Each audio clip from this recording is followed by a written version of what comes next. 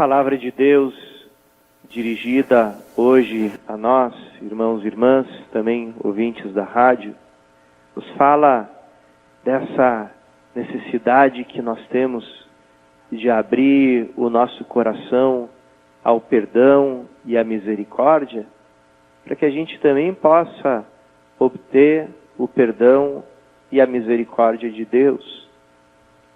Primeira leitura, nós escutamos essa história tão engraçada do livro de Jonas.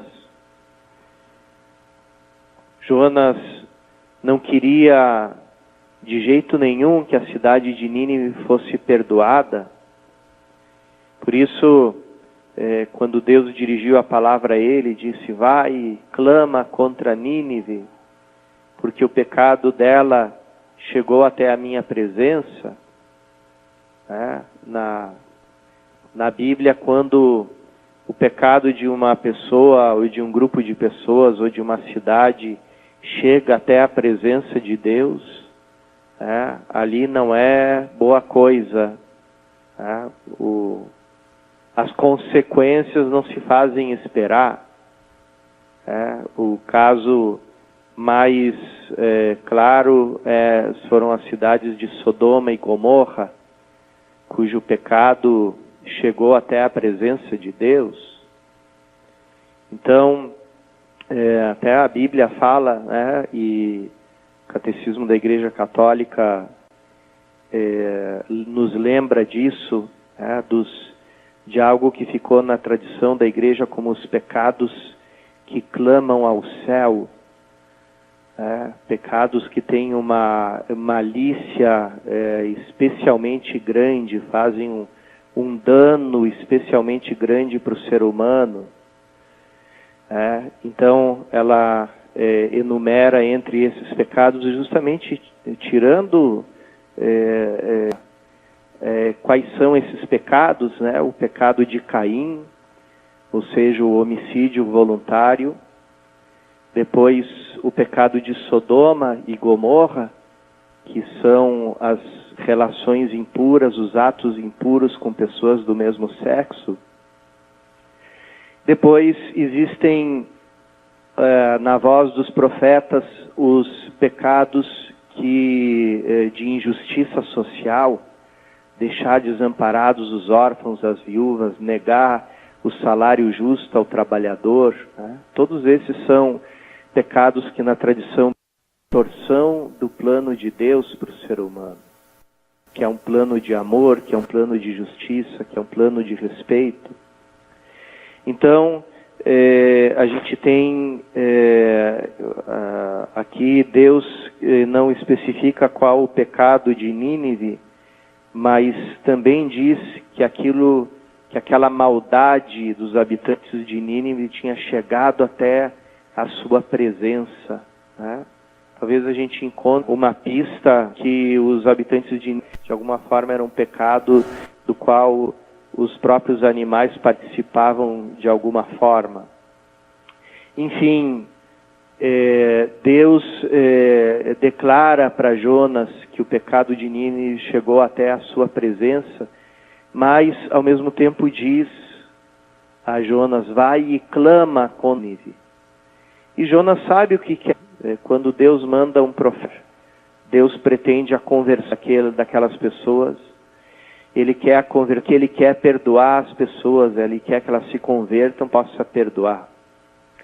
E Jonas era um homem justiceiro, um homem que acreditava que para o pecado não tem que ter perdão, chance. Ele se nega a ir à cidade de Nínive para profetizar. Se nega. E depois de muita relutância e de muitas peripécias, o livro de Jonas é muito forte, porque Deus não cabia na ideia de justiça de Jonas, da qual o pecador tinha que ser castigado de toda maneira. Deus tinha que mandar o fogo do céu, fogo e enxofre caindo do céu, destruindo a cidade. Como aconteceu com Sodoma e Gomorra. como os discípulos de Jesus, né, João e Tiago, quiseram fazer com os samaritanos que não receberam Jesus na cidade deles. Senhor, queres que nós invoquemos o fogo do céu sobre essa cidade? Jesus repreende os discípulos e diz: vocês não sabem de que espírito vocês são. Não sabem de que espírito são, porque o Espírito de Deus não tem essa sede de vingança. Pelo contrário, quer mudar, quer transformar, quer converter os corações para que eles se abram ao perdão de Deus. Depois a gente escutou essa versão de Lucas do Pai Nosso, uma versão um pouco mais breve. Ela não tem os 7 pedidos da versão de Mateus, ela tem só 5 pedidos. E no meio deles tem uma variante, quando nós pedimos perdão ao Pai pelos nossos pecados, uma variante no texto que diz assim: nós te pedimos perdão pelos nossos pecados, porque nós já perdoamos. O verbo é colocado no passado.